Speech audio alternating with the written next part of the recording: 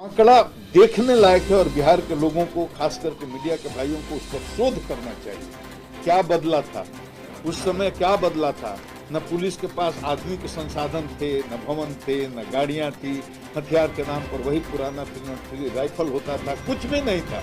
और उस जमाने में अपराधी AK-47 रखते थे, जो अपने मेरे दबाव के कारण घर पर खुद ही AK-47 फेंक कर गए थे। और बिहार के AK-47 की रिकवरी, पहली रिकवरी 93 में वो हमने की, जब बिहार में बिहार फोर्स पुलिस के पास भी AK-47 नहीं हुआ था। और लोगों को लाखों की संख्या मैंने संगठित किया और उनके सहयोग से ये मुठभेड़ें हुई और हजारों अपराधियों ने 6 महीने के अंदर सरेंडर किया। बेगूसराय में राम राज्य की स्थिति हुई।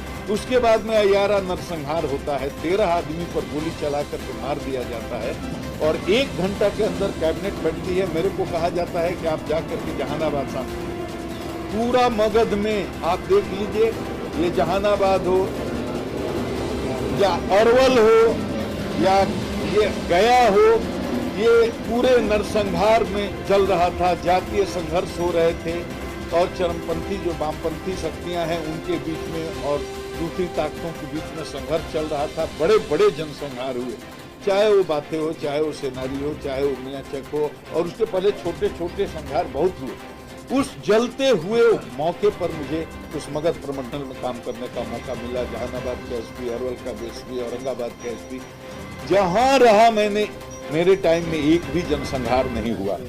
गांव गांव 2 अंगरक्षक के साथ 24 घंटे दौड़ता था।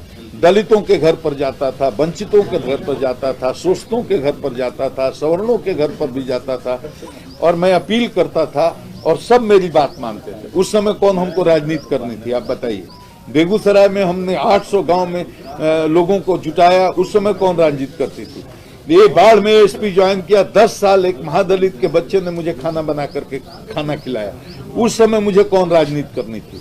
आज से 8 साल पहले मैंने अपने घर में, अपने आंगन में, अपने गांव के रामनाथ राम, जो हमारे दलित समाज के आते हैं, उनकी बेटी की शादी की। मैंने और मेरी पत्नी ने कन्यादान दिया। ये समाज का एक क्रांतिकारी कि मैं ब्राह्मण हूं और ब्राह्मण के घर में महादलित परिवार के बेटी की शादी हुई और हम और हमारी पत्नी ने उसको कन्यादान दिया। आप पता कर सकते हैं उस समय हमको कौन चुनाव लड़ना था, कौन राजनीति करनी थी।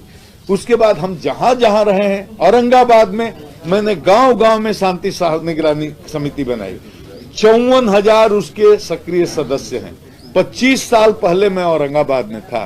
कामेश्वर वैद्य आज भी उसके अध्यक्ष हैं। आप जाके औरंगाबाद में सर्वे कीजिए, वो 54,000 लोग आज भी हमसे जुड़े हैं। सबका नाम है, नंबर है, फोटो है, रजिस्टर है और हजारों आपस के मामलों को उसके माध्यम से निपटाया गया। और गांव में जाता था, लोगों से मीटिंग करता था। उस समय हमको कौन चुनाव लड़ना था, बताइए?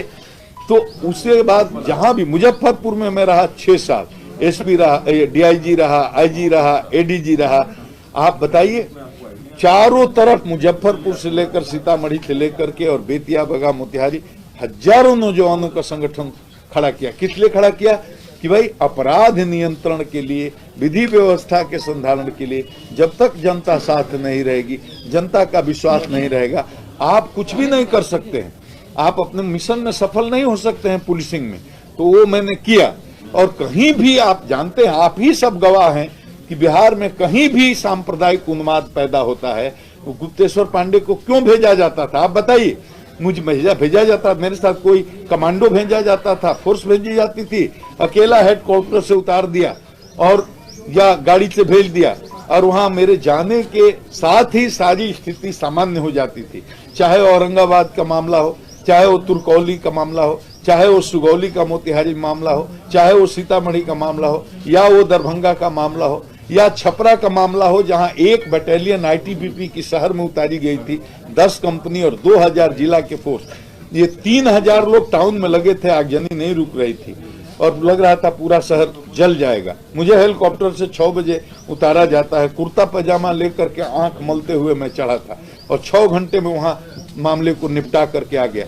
ये मेरी कोई ये काबिलियत नहीं है, ये मैं अपनी तारीफ नहीं कर रहा हूं। ये केवल पीपुल कनेक्टिविटी के चलते होता है कि जहां भी कहीं, अच्छा इसी साल का ले लीजिए, किस किस तरह के मामले आए जिसमें पूरे देश में कहीं भी विधि व्यवस्था की मैंने कई राज्यों में बहुत ही परेशानी हो गई, लेकिन बिहार अपने, चाहे वो सीएए का मामला हो, एनआरसी का मामला हो, ट्रिपल तलाक का मामला हो, या कितनी स्थितियां परिस्थितियां आई जिसमें उपद्रवी तत्व समाज को बरगला करके विधि व्यवस्था की समस्या उत्पन्न कर सकते थे। लेकिन सीएए एनआरसी के मामले जो चले उसमें भी बिहार अपनी धुरी पर खड़ा रहा। और देखिए, चाहे आगे से राजनीति कहाँ से करेंगे, किस दल से करेंगे, खादी में आप कहाँ जाएंगे, किस दल में जाएंगे, चुनाव लड़ेंगे नहीं लड़ेंगे, क्या होगा? देखिए, आप जैसे भारत के एक स्वतंत्र नागरिक हैं, वैसे ही मनीष जी मैं भी भारत का एक स्वतंत्र नागरिक हूं। आज के डेट में, आज की तिथि में मैं डीजीपी नहीं हूं। वो जो नियम कानून हैं जो सरकारी अधिकारियों पर लागू होते हैं वो मुझ पर आज की तिथि में लागू नहीं होते हैं, क्योंकि कल ही रात में सेवानिवृत्त हो गया, मतलब ऐच्छिक सेवानिवृत्ति ले ली। मैं क्या करूंगा, देखिए मैं अभी 5 बजे सुबह में सोया हूं, बक्सर के लोग आ रहे हैं, अभी हजारों की संख्या में आ रहे हैं, और बेगूसराय से लोग आ रहे हैं, जहानाबाद से लोग आ रहे हैं, औरंगाबाद से लोग आ रहे हैं। जिन लोगों से मैं जुड़ा हूं, लाखों लोगों से, कोई ऐसा जिला नहीं है जहां 50,000 25,000 लोगों से मैं सीधा नहीं, उनसे बात करूंगा कि मेरी सेवा किस रूप में चाहते हैं, उनसे बात करके फिर मैं तय करूंगा कि मुझे क्या करना है। लोकसभा का चुनाव लड़ेंगे या विधानसभा का? लोकसभा का चुनाव लड़ेंगे या विधानसभा? देखिए, मैं चुनाव लड़ूंगा यही अभी कहा मैंने कहा है, और लड़ना होगा तो। सर, आपका वीडियो वायरल हो रहा है, आपका एक वीडियो बहुत वायरल हो रहा है उस पर, वो उस वीडियो से मेरा कोई लेना देना नहीं है। वो कोई एक लड़का है जो बिग बॉस में गया था, वहाँ का स्टार है, और उसने अपने स्तर से वो बनाया। काफी लोग आए हैं आपके पास, बक्सर के भी लोग आए हैं, अभी बक्सर के रहने वाले हैं, लेकिन खास कर देख रहे हैं बक्सर के पॉलिटिशियंस लोग आए हैं आपसे मिलने। ना, कोई पॉलिटिशियन नहीं है मोटिवेट करने के लिए कि आप चुनाव लड़िए, क्या नहीं, वो तो बक्सर से भी दबाव है, बेगूसराय से भी दबाव है, जहानाबाद के लोगों से भी दबाव है, हाँ, और वाल्मीकि नगर से, बघा से, हर जिले के जो हमारे लोग हैं वो कहते हैं कि आप यहीं चाहिए। किस पार्टी से लड़ेंगे? वाल्मीकि नगर का आपने नाम लिया, वाल्मीकि नगर का नाम लिया, क्या वाल्मीकि नगर लोकसभा चुनाव भी लड़ सकते हैं? हम लोकसभा चुनाव लड़ने लायक अगर समझेंगे अपने को कि हमें योग्यता है तो हम। किस पार्टी से लड़ेंगे? किस पार्टी से? मैंने न कोई पॉलिटिकल पार्टी ज्वाइन किया है, न मैं अभी कोई पॉलिटिकल व्यक्ति हूं। जब ज्वाइन करूंगा तो आप सबको बता करके ज्वाइन करूंगा। सोसाइटी में काम करने का तरीका केवल राजनीति ज्वाइन करना नहीं है, बिना राजनीति में ज्वाइन किए हुए भी समाज में सेवा की जा सकती है। मैं जब तय करूंगा कि राजनीति में जाना है और तय करूंगा कि कौन पार्टी में जाना है, वो भी मैं बताऊंगा। डीजीपी के रूप में आपने मुख्यमंत्री नीतीश कुमार, देखिए सेना वाले आप पर प्रहार कर रहे हैं कि आपने इस्तेमाल किया, शिवसेना वालों ने और जो किया, मैं अब एक महानुभाव वहां से बोलते हैं, अब वो तो किसी महिला के बारे में इतनी अभद्र बात बोलते हैं तो क्या कहें। हमने बोल दिया रिया जी को कि उनकी औकात नहीं है कि बिहार के मुख्यमंत्री पर वो टिप्पणी करें। औकात का मतलब क्या होता है, आप अंग्रेजी में देखिए डिक्शनरी में, स्टेचर। हम कहते हैं बिहार के मुख्यमंत्री जो एक संवैधानिक पद पर हैं, या देश का कोई भी मुख्यमंत्री हो, हमारे यहाँ जो केस में अभियुक्त है, एक्यूज्ड है, जिस पर सुशांत की हत्या के साजिश का आरोप है, प्राथमिकी दर्ज की गई है, उस व्यक्ति को, किसी संवैधानिक पद पर बैठे हुए व्यक्ति के बारे में कोई टिप्पणी नहीं करनी चाहिए। इसी अर्थ में मैंने वो कहा था।